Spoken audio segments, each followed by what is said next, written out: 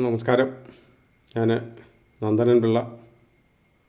എൻ്റെ 37ാമത്തെ my experiments in police എന്ന YouTube വീഡിയോയിലേക്ക് ഏവർക്കും സ്വാഗതം. ഇന്ന് സംസാരിക്കുന്നത് നമ്മുടെ MR അജിത് കുമാർ അദ്ദേഹവുമായി ബന്ധപ്പെട്ടുള്ള നിലവിലെ വിഷയങ്ങളും ആലപ്പുഴയിലെ ഇൻസിഡൻറ്റുമായി ബന്ധപ്പെട്ട കാര്യമാണ്. കോടതിയുടെ പരിഗണനയിലുള്ള വിഷയമാണ്.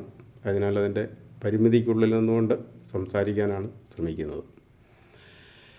നമുക്ക് ആദ്യമായിട്ട് ഈ സർക്കാർ ഉദ്യോഗസ്ഥർക്കെതിരെ ഒരു ക്രിമിനൽ കേസ് അല്ലെങ്കിൽ ഒരു വിജിലൻസ് കേസുമായി ബന്ധപ്പെട്ടുള്ള നിയമവശം ഒന്ന് സംസാരിക്കാം. ഇപ്പോൾ ഒരു വിജിലൻസുമായി ബന്ധപ്പെട്ട് ഒരു സർക്കാർ ഉദ്യോഗസ്ഥനെതിരെ ഒരു എൻക്വയറി ഓർഡർ ചെയ്യപ്പെടണമെങ്കിൽ അത് സെക്ഷൻ 17 പ്രകാരമാണ്. നിലവിലുള്ള ഭേദഗതി പ്രകാരം പ്രത്യേകിച്ചും ഫയലുകൾ കൈകാര്യം ചെയ്യുന്ന വിഷയവുമായി ബന്ധപ്പെട്ടാണെങ്കിൽ ഗവൺമെൻറ് അനുമതി ഇല്ലാതെ ഒരു എൻക്വയറി ഓർഡർ ചെയ്യാൻ കഴിയുകയില്ല. എന്നാൽ ഇപ്പോൾ ട്രാപ്പ് പോലൊക്കെ നമുക്ക് നോട്ട് കൊടുത്ത് ആളിനെ പിടിക്കുന്ന വിഷയവുമായി ബന്ധപ്പെട്ട് എൻക്വയറിയുടെ ആവശ്യമില്ല. അവിടെ നമുക്ക് പിന്നീട് അയാളെ പ്രോസിക്യൂട്ട് ചെയ്യുന്നതിനുള്ള അനുമതി 19 സാങ്ഷൻ വാങ്ങിയാൽ മതി. അതാണ് ഈ വിജിലൻസുമായി ബന്ധപ്പെട്ടുള്ള PC ആക്റ്റുമായി ബന്ധപ്പെട്ട നിയമപരമായ വശം. ഇപ്പോൾ കേസ് എടുക്കുന്നതിന് യാതൊരു വിധമായ നിയമ തടസ്സവും അവിടെ ഇല്ല. പക്ഷേ ഒരു എൻക്വയറി നടത്തണമെങ്കിൽ അത് പ്രത്യേകം അടിവരയിടേണ്ട ഒരു ഭാഗമുണ്ട്. പാർട്ട് ഓഫ് ഒഫീഷ്യൽ ഡ്യൂട്ടി ആയി ബന്ധപ്പെട്ട വിഷയമായിരിക്കണം. അയാൾ പബ്ലിക് സർവൻറ്റും ആയിരിക്കണം. ഇനി നമുക്ക് അതിൻ്റെ ഇപ്പോഴത്തെ BNS അല്ലെങ്കിൽ CRP നമ്മുടെ പഴയ CRPC ആയി ബന്ധപ്പെട്ടതിൻ്റെ വകുപ്പ് 197 CRPC ആയിരുന്നു. ഇപ്പോഴത്തെ BNS പ്രകാരം അത് 218 ഇപ്പോഴത്തെ BNSൻ്റെ ഒരു പ്രത്യേകത, പ്രോസിക്യൂഷന് സാങ്ഷന് വേണ്ടി അപേക്ഷ നൽകിയാൽ 120 ദിവസത്തിനകം കോമ്പിറ്റൻ്റ് അതോറിറ്റി തീരുമാനമെടുത്ത ഇല്ല എങ്കിൽ സാങ്ഷൻ നൽകിയതായിട്ട് കണക്കാക്കി തുടർ നടപടികൾ സ്വീകരിക്കുന്നതാണ്.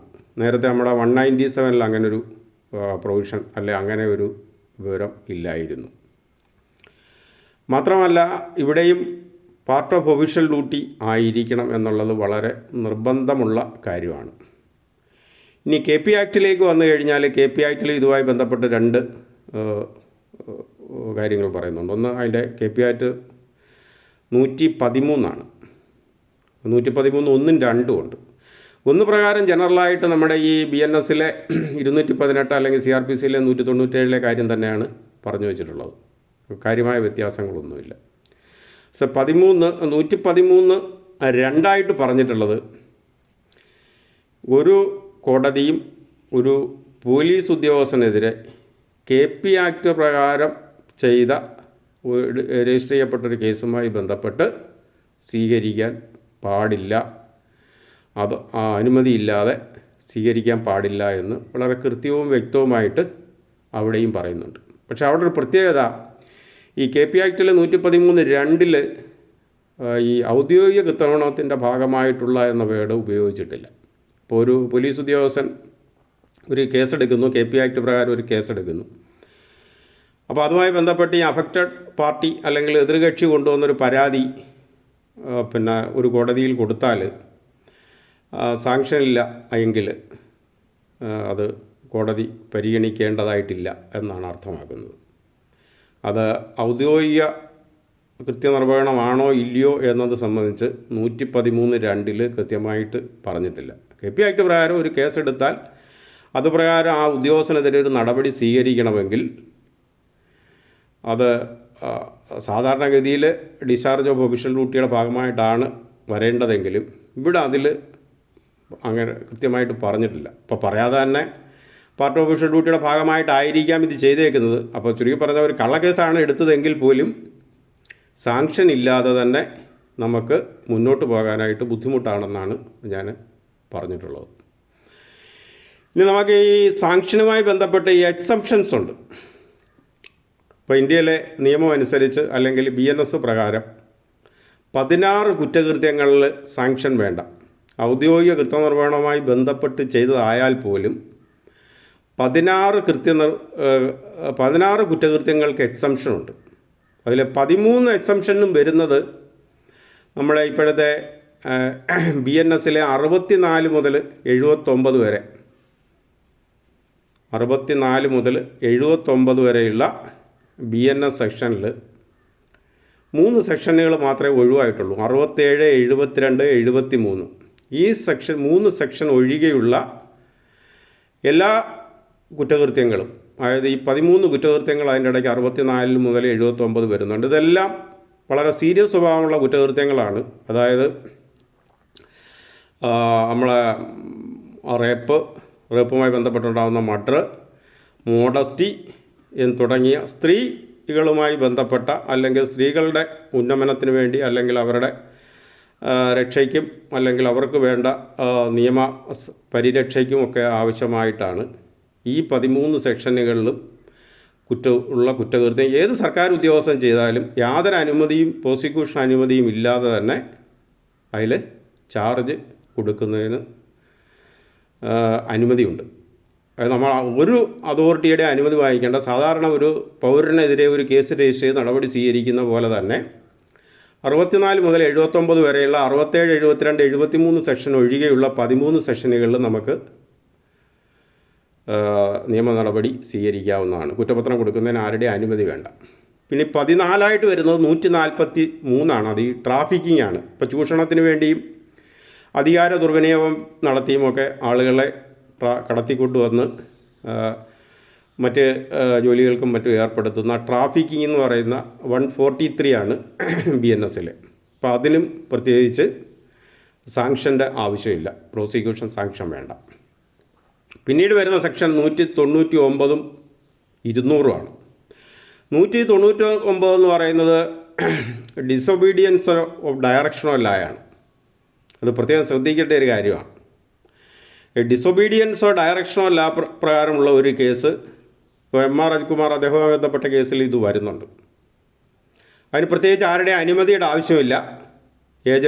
ബന്ധപ്പെട്ട അന്വേഷണ ഏജൻസിക്ക് നിയമപരമായിട്ടുള്ള നടപടി ആരുടെയും അനുമതി ഇല്ലാതെ, പ്രോസിക്യൂഷൻ സാങ്ഷൻ ഇല്ലാതെ തന്നെ സ്വീകരിക്കാവുന്നതാണ്. അതിൽ പ്രത്യേകം ശ്രദ്ധിക്കേണ്ട 1-2 കാര്യങ്ങളുണ്ട്. ഒന്ന്, ആ ഡയറക്ഷൻ ഓഫ് ലായുടെ പരിധിയിൽ പോലീസിനൊരു വലിയ ഉത്തരവാദിത്വമുണ്ട്. അല്ലെങ്കിൽ സ്റ്റേഷൻ ഹൗസ് ഓഫീസർ അല്ലെങ്കിൽ officer in charge of the police സ്റ്റേഷനായിട്ട് വരുന്ന ആളുകൾക്കൊരു വലിയ ഉത്തരവാദിത്വമുണ്ട്. എന്തെന്നാൽ നമ്മളെ ലളിതകുമാരി കേസിലും സിറാജുദ്ദീൻ്റെ കേസിലും ഒക്കെ പറഞ്ഞതുപോലെ ഒരു കോഗ്നൈസബിൾ ഒഫൻസ് ഒരു പോലീസ് ഉദ്യോഗസ്ഥൻ മുമ്പാകെ റിപ്പോർട്ട് ചെയ്യപ്പെട്ടാൽ FIR രജിസ്റ്റർ ചെയ്യാതിരുന്നാൽ സാങ്ഷൻ്റെ ആവശ്യമില്ലാതെ തന്നെ നമുക്ക് ആ ഉദ്യോഗസ്ഥനെതിരെ നടപടി സ്വീകരിക്കാവുന്നതാണ്. പ്രത്യേകം ശ്രദ്ധിക്കേണ്ടതാണ്. കാരണം നമ്മളെ ഈ കഴിഞ്ഞ കുറച്ച് നാൾ, പ്രത്യേകിച്ച് കഴിഞ്ഞ 8-10 കൊല്ലം ഈ കമ്പ്യൂട്ടറും സിസ്റ്റമൊക്കെ പോലീസ് സ്റ്റേഷൻ ഉണ്ടായിരുന്നെങ്കിൽ കീപാഡ് പോലീസ് സ്റ്റേഷൻ ഇല്ലായിരുന്നു. പലയിടത്തും അത് DYSPയുടെ കയ്യിലായിരുന്നു. DYSP ആക്ട് ചെയ്യുന്നത് on the base of party ഡയറക്ഷനാണ്. മിക്ക ഏകദേശം എല്ലായിടും അങ്ങനെ തന്നെയാണ്. കേസെടുക്കുന്നതിന് മുമ്പ് DYSP അറിയണം എന്തിനാണ് കേസെടുക്കുന്നതെന്ന്. DYSP അറിയാതെ കേസെടുക്കത്തില്ല. ഇപ്പോൾ കോഗ്നൈസബിൾ ഒഫൻസ് ഓർഡർ വിഷയമല്ല, അതിനകത്ത് രാഷ്ട്രീയ താല്പര്യങ്ങളും കാര്യങ്ങളും ഒക്കെ ഉണ്ടായിരുന്നു. അതിലിപ്പം ഇനി മാറ്റം ഉണ്ടാകുമെന്ന് നമുക്ക് പ്രത്യാശിക്കാം. എന്തായാലും ശരി, കേസെടുക്കേണ്ടതായ കേസുകളിൽ കേസെടുക്കാത്ത officer in charge of the police station അല്ലെങ്കിൽ SHO എന്ന് പറയുന്ന ആൾക്കെതിരെ നിയമ നടപടി ഒരു സാധാരണ പൗരന് യാതൊരു അനുമതിയും ഇല്ലാതെ, പ്രോസിക്യൂഷൻ സാങ്ഷനും ഇല്ലാതെ തന്നെ സ്വീകരിക്കാവുന്നതാണ്. അതാണ് 15. 16ാമത്തെ എക്സെപ്ഷൻ എന്ന് പറയുന്നത് നമ്മൾ ഒരു വിക്ടിമിനെ മെഡിക്കൽ പരിശോധനയ്ക്ക് ഒരു മെഡിക്കൽ ഉദ്യോഗസ്ഥൻ്റെ മുമ്പ് ഹാജരാക്കുകയാണ്.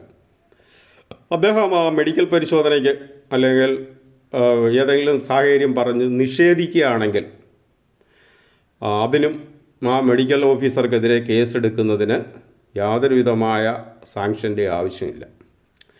അങ്ങനെ ഈ 16 കുറ്റകൃത്യങ്ങളാണ് നമ്മുടെ നിലവിലുള്ള നിയമപ്രകാരം പ്രോസിക്യൂഷൻ സാങ്ഷൻ ഇല്ലാതെ നേരിട്ട് നിയമ നടപടി സാധാരണ പൗരനെ പോലെ തന്നെ ഒരു സർക്കാർ ഉദ്യോഗസ്ഥനെതിരെയും നടപടി സ്വീകരിക്കാവുന്ന കേസുകൾ. ഈ BNS സെക്ഷൻ 30 എന്ന് പറയുന്ന BNSS എന്ന് പറയുന്ന സെക്ഷനുണ്ട്. CRPC അത് 36 ആയിരുന്നു. ഈ 36 CRPC അല്ലെങ്കിൽ BNSS ഈ 30 എന്ന് പറയുന്നത് ഈ മേലുദ്യോഗസ്ഥന് പോലീസ് സ്റ്റേഷൻ്റെ ചാർജ് വന്ന് അസ്യൂം ചെയ്യാവുന്ന അധികാരമാണ്. ഇപ്പോൾ സർക്കിൾ ഇൻസ്പെക്ടർക്കോ DYSPക്കോ SPക്കോ DIGക്കോ IGക്കോ ADGPക്കോ DGPക്കോ ഒക്കെ 36 CRPC പ്രകാരം അല്ലെങ്കിൽ 30 BNSS പ്രകാരം പോലീസ് സ്റ്റേഷനിലെത്തിയ പോലീസ് സ്റ്റേഷൻ്റെ പൂർണ്ണ ചുമതല ഏറ്റെടുക്കാവുന്നതാണ്. നമ്മുടെ നിലവിലെ സിസ്റ്റത്തിൽ അല്ലെങ്കിൽ കേരളത്തിൻ്റെ ചരിത്രത്തിൽ അങ്ങനെ നമ്മുടെ ആളുകളൊന്നും തന്നെ കാര്യമായിട്ട് ഇതിന് തയ്യാറാവത്തില്ല. ഇപ്പോൾ നമ്മൾ ഈ പറയുന്ന ആലപ്പുഴ സംഭവവുമായി ബന്ധപ്പെട്ടുള്ള കേസിൽ നിയമപരമായിട്ട് നമുക്ക് MR കുമാറിന് പോലീസ് സ്റ്റേഷനിൽ പോകാം. ഈ പറയുന്ന പർട്ടിക്കുലർ കേസിൻ്റെ അന്വേഷണം അദ്ദേഹത്തിന് നേരിട്ട് ഏറ്റെടുക്കാം. ഇപ്പോൾ കേരള പോലീസിലെ ഈ നട്ടലില്ലാത്ത ഒരു IPSകാരന് ഈ പണി ചെയ്യത്തില്ല. മിക്കതിൻ്റെയും ഗതി അന്വേഷണം അറിയാത്ത ആളുകളാണ്. നിങ്ങൾ ഓരോ സ്ഥലത്തും ആർക്കെങ്കിലും സംശയം ഉണ്ടോരോ നിങ്ങളുടെ സ്ഥലങ്ങളിൽ ഇരിക്കുന്ന IPSകാർക്ക് അന്വേഷിച്ച കേസുകളൊന്ന് വിവരാശി ചോദിക്കുക. ഏത് കോടതി കൊടുത്തിട്ടുണ്ട്, എന്താണ് നിങ്ങളുടെ ഇതെന്ന് ചോദിക്കുക. ഞാൻ പറഞ്ഞത് തെറ്റാണ്. ഞാൻ തന്നെ സംസ്ഥാനത്തെ ADGPമാർ അന്വേഷിച്ച കേസുകളുടെ വിവരങ്ങൾ വിവരാശ നിയമപ്രകാരം തേടിയിരുന്നു. എനിക്ക് അവർ ലഭ്യമാക്കിയിട്ടില്ല. നിങ്ങളും ചോദിച്ചു, ഇത് കേൾക്കുന്നവർ ചോദിച്ചു തുടങ്ങുക. അവർ പ്രഗത്ഭരാണെങ്കിൽ നമുക്ക് അംഗീകരിക്കുക അങ്ങനെയുള്ളവരെ. ഇനി നമ്മളിവിടെ നടക്കുന്ന മറ്റൊരു തട്ടിപ്പാണ് ഈ അന്വേഷണ ടീം കോൺസ്റ്റിറ്റ്യൂട്ട് ചെയ്യുക. ഏതെങ്കിലും ഒരു സർക്കിൾ ഇൻസ്പെക്ടറോ DYSPയോ പെടലിക്ക് മൊത്തം പണി ഏൽപ്പിച്ചിട്ട് ഈ ടീം കോൺസ്റ്റിറ്റ്യൂട്ട് ചെയ്യുന്ന ഒരുത്തനും ഒരു പണിയും ബാക്കി മേലുള്ള ഒരുത്തനും ഒന്നും ചെയ്യത്തില്ല. ഏക പണി ചെയ്യുന്നത് അട്ടിമറിയാണ്. അട്ടിമറി ചെയ്യും, കൃത്യമായിട്ട് അട്ടിമറിക്കും. രാഷ്ട്രീയ നേതൃത്വത്തിന് വേണ്ടി അട്ടിമറിക്കും, അക്കാര്യം തർക്കമില്ല. IPSകാർ അവർക്ക് വേണ്ടിയും കേസുകൾ അട്ടിമറിക്കും. സർവീസിലുള്ള ഒരു IPSകാരനും ഒരു SPക്ക് താഴെയുള്ള ഉദ്യോഗസ്ഥനെ അവർ കോണ്ടാക്ട് ചെയ്യാറില്ല. റിട്ടയർ ചെയ്ത IPSകാർ മാത്രമേ ഈ SPക്ക് താഴെ ഒരു ഉദ്യോഗസ്ഥനെ ഫോണിൽ ബന്ധപ്പെട്ട് എന്തെങ്കിലും കാര്യം ശുപാർശ ചെയ്യാറുള്ളൂ. മറ്റേത് അവർ റാങ്കും നമ്പരും അവർക്ക് നമ്പർ അലോട്ട് ചെയ്യും. നമ്പർ നോക്കിയാണ് ഫോൺ വിളിക്കുന്നത്. ഇല്ലെങ്കിൽ അങ്ങോട്ട് വിളിച്ചിട്ട് IPSകാർ ഒരു നമ്പർ സീനിയർ ആണെങ്കിലും താഴോട്ട് വിളിച്ചിട്ട് കണക്ട് ചെയ്യാനേ പറയത്തുള്ളൂ, തിരിച്ചല്ലേ വിളിക്കാനേ പറയത്തുള്ളൂ. ഒരിക്കലും അവർ അങ്ങോട്ട് വിളിക്കത്തില്ല. സീനിയറായ ഉദ്യോഗസ്ഥൻ താഴോട്ട് വിളിച്ച് ഫോൺ ഇത് ചെയ്യത്തില്ല. അപ്പോൾ CA വിളിച്ച് പറയും, ഇന്നാരെ വിളിക്കാനായിട്ട് പറയും, അത്രയേ ഉള്ളൂ. ഇതൊക്കെ ഇതിനകത്ത് നടക്കുന്ന ചട്ടക്കൂട്ട അട്ടിമറി പരിപാടിയാണ്. വലിയ ഡിസിപ്ലിനാണ് ഈ താഴെ നിന്ന് മേളിലോട്ട് ഇമ്പോസ് ചെയ്തിരിക്കുന്നത്. ഈ ഡിസിപ്ലിനെല്ലാം അട്ടിമറിക്കാൻ വേണ്ടിയാണ്. അപ്പോൾ ഇവിടെ ഈ രണ്ടാമത് ചെയ്യാവുന്ന ഒന്ന്, അദ്ദേഹത്തിന് തന്നെ ചാർജ് എടുത്ത് കേസ് അന്വേഷണം നടത്തി അദ്ദേഹത്തിന് സൗകര്യം പോലെ അട്ടിമറിക്കാം. അപ്പോൾ സ്വാഭാവികമായിട്ട് അതിൻ്റെ ഉത്തരവാദിത്തം ആ ഉദ്യോഗസ്ഥന് തന്നെ വരും. അതിന് MR അജിത്കുമാർ തയ്യാറല്ല. രണ്ടാമത്തെ ഓപ്ഷൻ, റിട്ടേൺ ഇൻസ്ട്രക്ഷൻ കൊടുക്കുക അന്വേഷണ ഉദ്യോഗസ്ഥന്. ഇന്ന രീതിയിൽ കേസ് അന്വേഷിച്ചാൽ മതി. നിയമവിരുദ്ധമാണ്, ഒരു പരിധി വരെ അന്വേഷണ ഉദ്യോഗസ്ഥന് അത് പാലിക്കണമെന്നില്ല, നിർബന്ധമൊന്നുമില്ല. അതായത് ശരിയായ അന്വേഷണം നടത്താം, കാര്യം പറഞ്ഞാൽ മതി. എന്തായാലും റിട്ടേൺ ഇൻസ്ട്രക്ഷൻ നമ്മൾ ഇവിടുത്തെ IPSകാരൊന്നും കൊടുക്കാറില്ല. ഇതെല്ലാം ചെയ്യുന്നത് രാഷ്ട്രീയ നേതൃത്വത്തിന് വേണ്ടിയാണ്. അപ്പോൾ ഞാൻ പറഞ്ഞു വന്നത്, ഈ കേസുകളിൽ ഈ രണ്ട് നടപടികളും MR അജിത്കുമാർ പാലിച്ചിട്ടില്ല. പോലീസ് സ്റ്റേഷൻ്റെ ചാർജ് എടുത്ത് ഒരു അന്വേഷണ ഉദ്യോഗസ്ഥൻ എന്ന നിലയിൽ നടപടി സ്വീകരിച്ചിട്ടില്ല. പോലീസ് സ്റ്റേഷനിലെ CD ഫയൽ വരുത്തിയോ അവിടെ പോയോ പരിശോധിച്ച് റിട്ടേണായിട്ട് ഇൻസ്ട്രക്ഷൻ ഒന്നും കൊടുത്തിട്ടില്ല. പിന്നെ പുള്ളി ചെയ്ത പണി അട്ടിമറിയാണ്. അത് അട്ടിമറി എന്ന് പറഞ്ഞു കഴിഞ്ഞാൽ അതിന് നിയമപരമായ യാതൊരു പരിരക്ഷയില്ല, ഒരു സാങ്ഷൻ്റെയും ആവശ്യമില്ല. കാരണം ഡിസ്ചാർജ് ഓഫ് ഒഫീഷ്യൽ ഡ്യൂട്ടി അല്ല ഈ അട്ടിമറി എന്ന് പറയുന്നത്. അത് സുപ്രീം കോടതി തന്നെ റവന്യൂ വകുപ്പുമായി ബന്ധപ്പെട്ടുള്ള ഒരു കേസിൽ ഫോർജറിയും മിസ്അപ്രോപ്രിയേഷൻ ഓഫ് റെക്കോർഡ്സും ഒക്കെ പാർട്ട് ഓഫ് ഒഫീഷ്യൽ ഡ്യൂട്ടി അല്ല എന്നും അങ്ങനെയൊക്കെയുള്ള സംഭവങ്ങളിൽ പ്രോസിക്യൂഷൻ സാങ്ഷൻ്റെ ആവശ്യമില്ല എന്നും വളരെ കൃത്യമായിട്ട് പറഞ്ഞിട്ടുള്ളതാണ്. അപ്പം MR അജിത്കുമാർ ഈ കേസിൽ നടത്തിയിട്ടുള്ള ഇടപെടലുകൾ ഒരു രീതിയിലും ഏതെങ്കിലും നിയമപ്രകാരം സാധൂകരിക്കാവുന്നതോ നീതീകരിക്കാവുന്നതോ അല്ല. ആ കേസുകളിൽ ഏതെങ്കിലും സാങ്ഷൻ്റേതായ ആവശ്യവും ഉണ്ടെന്ന് തോന്നുന്നില്ല. അന്വേഷണം തുടങ്ങുന്നതിന് മുമ്പ് യാതൊരു സാങ്ഷ്യവും വേണ്ട. പിന്നീടും ഈ പറയുന്ന പ്രവൃത്തി നിയമപരമല്ലാത്തതിനും പാർട്ട് ഓഫ് ഒഫീഷ്യൽ ഡ്യൂട്ടിയുടെ പരിധിയിൽ പെടാത്തതുമായതിനാൽ, കാരണം അട്ടിമറി പാർട്ട് ഓഫ് ഒഫീഷ്യൽ ഡ്യൂട്ടി അല്ല. ഏതെങ്കിലും സാങ്ഷൻ വേണമെന്ന് നമുക്ക് കരുതാൻ കഴിയില്ല. അപ്പോൾ എന്തായാലും ശരി, നമ്മുടെ ഇവിടുത്തെ IPS ചെയ്യുന്ന ഏക പണി സൂപ്പർവൈസനാണ് പറഞ്ഞിട്ടുള്ളത്, ഇൻ്റർഫിയറൻസ് ആണ്, അട്ടിമറിയാണ്. അട്ടിമറിക്കുന്ന ഇവർക്ക് എങ്ങനെ അട്ടിമറിക്കണമെന്നും അറിയില്ല. നമ്മൾ ഈ ചുടുചോറ് കുട്ടിക്കുരങ്ങിനെയും കൊണ്ട് വാരിക്കുന്നത് പോലെ വാരിക്കുന്ന പരിപാടിയാണ് ഇതിനകത്ത് നടന്നിട്ടുള്ളതും ഈ കേസിലും നടന്നിട്ടുള്ളത്. അങ്ങനെ തന്നെയാണ് മറ്റ് കേസുകളിലും നടത്തിയിട്ടുള്ളതും നടന്നു വരുന്നതും അങ്ങനെ തന്നെയാണ്. ഇദ്ദേഹവുമായി ബന്ധപ്പെട്ട് നമ്മുടെ ഒരു മഹതി ശ്രീമതി സ്വപ്ന സുരേഷ് ചില വെളിപ്പെടുത്തലുകൾ നടത്തിയിട്ടുണ്ട്. അവർ ഒരു പത്രക്കാരന് വഴി മീഡിയേഷനൊക്കെ നടത്തി അവർ ജയിലിൽ നിന്ന് ഇറങ്ങിയതിന് ശേഷം അവരെ ആയിട്ടൊരു കൺസീലിയേഷൻ ടാക്ക് ഇദ്ദേഹത്തിൻ്റെ മീഡിയേഷൻ നടത്തുന്നതായിട്ട് അവർ വെളിപ്പെടുത്തിയിട്ടുണ്ട്. അതുൾപ്പെടെയുള്ള വിവരങ്ങൾ പരിശോധിക്കേണ്ട വിവരങ്ങളാണ്. മാത്രമല്ല, അവർക്ക് മറ്റ് ജോലികളൊന്നുമില്ലാതെ കഴിയേണ്ടി വന്ന സാഹചര്യത്തിൽ അവർക്ക് പാലക്കാട്ട് ആണെന്ന് തോന്നുന്നു ഒരു സ്ഥാപനം അവർക്കൊരു ജോലി കൊടുത്തു. ദിവസങ്ങൾക്കകം പാലക്കാട്ടെ സ്ഥാപനത്തിൽ വിജിലൻസ് പരിശോധന നടത്തി എന്നുള്ളതാണ്. ഇതെല്ലാം പരിശോധിക്കേണ്ട വിഷയങ്ങളാണ്. എങ്ങനെയാണ് അവർ പിന്നെ ഈ നാട് തന്നെ വിട്ടുപോകേണ്ടി വന്നു. അതായത് ഞാൻ എൻ്റെ 7ാമത്തെ വീഡിയോയിൽ അശോകൻ എന്ന് പറയുന്ന ഒരു തരികിട SP പറ്റി പറഞ്ഞിരുന്നു. അപ്പോൾ അശോകൻ്റെ അന്ന് കാസർഗോഡ് അശോകൻ ജോലി ചെയ്യുമ്പോഴാണ് ഒരു സ്ത്രീയുമായി ബന്ധപ്പെട്ട വിഷയം ഉണ്ടാകുന്നതും ആ സ്ത്രീക്ക് പിന്നെ കേരളത്തിൽ ജീവിക്കാൻ പറ്റാവുന്നു. അവർ കാസർഗോട്ടേക്ക് ആണ് പിന്നെ അഭയം തേടിയത്. നമ്മുടെ ഭരണഘടനാ പ്രകാരം ഇന്ത്യയുടെ എല്ലാ പൗരനും ഇന്ത്യയിൽ എവിടെയും സഞ്ചരിക്കാനും എവിടെയും താമസിക്കാനൊക്കെയുള്ള അവകാശമുണ്ട്. അത് അശോകൻ ജോലി ചെയ്ത ജില്ലയിൽ അന്നില്ലായിരുന്നു. നമ്മുടെ മുൻ സർക്കാരിൻ്റെ കാലത്തും ഈ പറയുന്ന പോലെ സ്വപ്ന സുരേഷിന് കേരളത്തിൽ ജീവിക്കാൻ പറ്റാതെ പിന്നീട് അവർ കേരളത്തിൻ്റെ പുറത്തൊരു അന്യ സംസ്ഥാനത്ത് പോയി ജോലി ചെയ്ത് ജീവിച്ചു വന്നതായിട്ടാണ് അറിയാൻ കഴിഞ്ഞിട്ടുള്ളത്. ഇപ്പോഴവർ പൊതുരംഗത്തും മാധ്യമ ശ്രദ്ധയിലും വന്നിട്ടുള്ളതായിട്ടും നമുക്ക് കാണാവുന്നതാണ്. സമാനമായ രീതിയിൽ നമുക്ക് സിവിൽ കോടതിയെയും സമീപിക്കാവുന്നതാണ്. അവിടെയും ഒരു ചെറിയ നടപടിക്രമം മാത്രമേ ഉള്ളൂ.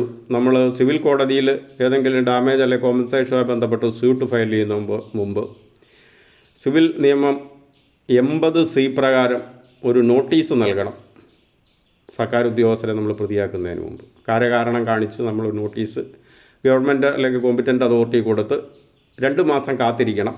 അതിനുശേഷം നമുക്ക് നിയമ നടപടിയിലേക്ക് പോകാം. അപ്പോൾ ഈ വീഡിയോ കൊണ്ട് ഉദ്ദേശിച്ചിരിക്കുന്നത് ഏതെങ്കിലും അനുമതിയോ ഏതെങ്കിലും കേസുമായി ബന്ധപ്പെട്ട് മുന്നോട്ട് പോകുന്നതിനോ അല്ലെങ്കിൽ MR അനിൽകുമാറിനെ ഈ പറയുന്ന ആലപ്പുഴ സംഭവവുമായി ബന്ധപ്പെട്ട കേസിൽ പെടുത്തുന്നതിനോ എന്തെങ്കിലും അനുമതിയുടെ ആവശ്യം ഉണ്ടെന്ന് തോന്നുന്നില്ല. കാരണം ഈ പറയുന്ന പ്രവൃത്തി 199 BNS പ്രകാരം ഡിസൊബീഡിയൻസോ ഡയറക്ഷനോ ലായുടെ പരിധിയിൽപ്പെടുന്നതുമാണ്. ഏതായാലും ശരി, നമ്മുടെ പ്രബുദ്ധ കേരളത്തിലെ നമ്പർ 1 പോലീസ് ഈ വിഷയങ്ങളൊക്കെ പരിശോധിച്ച് വേണ്ട വിധത്തിൽ പൊതുസമൂഹത്തിൻ്റെ ഇക്കാര്യത്തിലുള്ള സംശയങ്ങൾക്ക് ദൂരീകരണം വരുത്തത്തക്ക രീതിയിൽ ഉള്ള ഒരു അന്വേഷണം നടത്തുമെന്ന് നമുക്ക് പ്രത്യാശിക്കാം. നന്ദി, നമസ്കാരം. മറ്റൊരു വീഡിയോ ആയിട്ട് വീണ്ടും കാണാം.